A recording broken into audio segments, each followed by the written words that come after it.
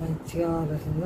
వంట చేస్తా ఉన్న జ్ఞానమే, మిషన్ కుడతా ఉన్న జ్ఞానమే, అన్నీ చెడు ఆలోచనలు లేకోకుండా మంచి ఆలోచనలతో చేసుకుంటూ అదే వేరే విషయాలు వాళ్ళ గుర్తు చేసుకుంటూ ఇంట్లో వాళ్ళవి కూడా గుర్తు చేసుకుంటూ మనకే ఏమన్నా సమస్యలు ఉంటే ఏమన్నా చిన్న పెద్ద ఏమన్నా డబ్బులు కానీ ఏదన్నా సమస్య మనిషి అన్నాక లేకుండా ఉండదు.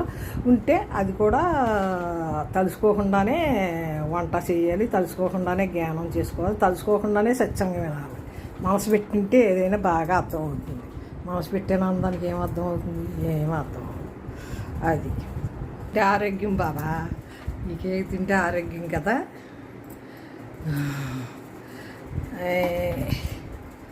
కేక్ కొత్తనం చూడు బాబా, తాటి కేక్.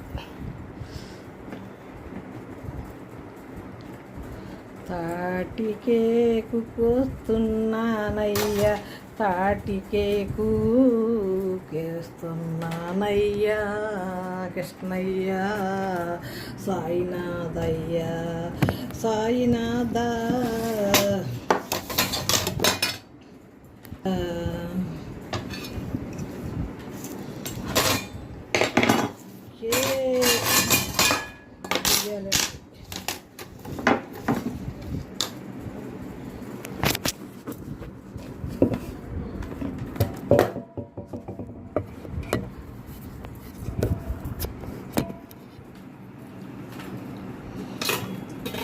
అయ్యా కేకు కోస్తున్నానయ్యా.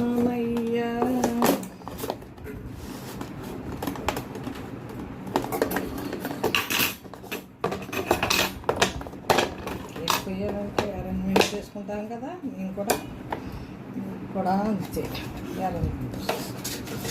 ఇదండి కేక్, తాటి కేక్.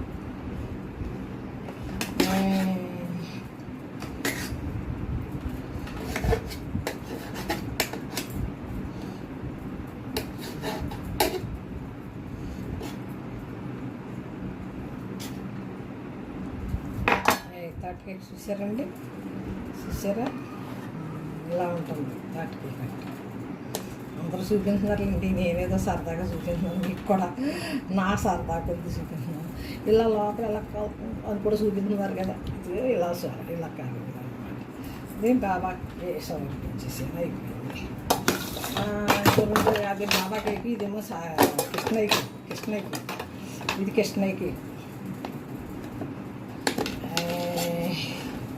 కృష్ణయ్య కేకు.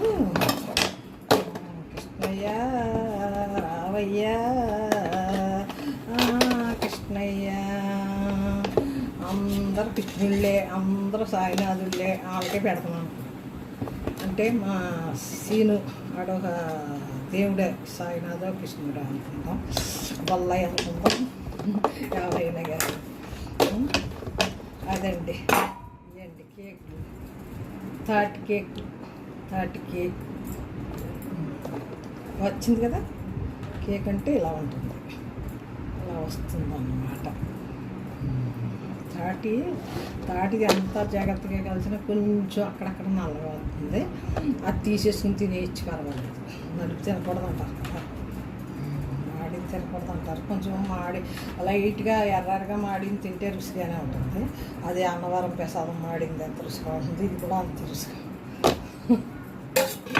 ఇవేంటి తాటి కేకులు. మేడం గారు అయిపోయారంట, ఇంటికి వస్తారు, వచ్చిన తర్వాత తెస్తాము. అదండి తాటి కేకులు.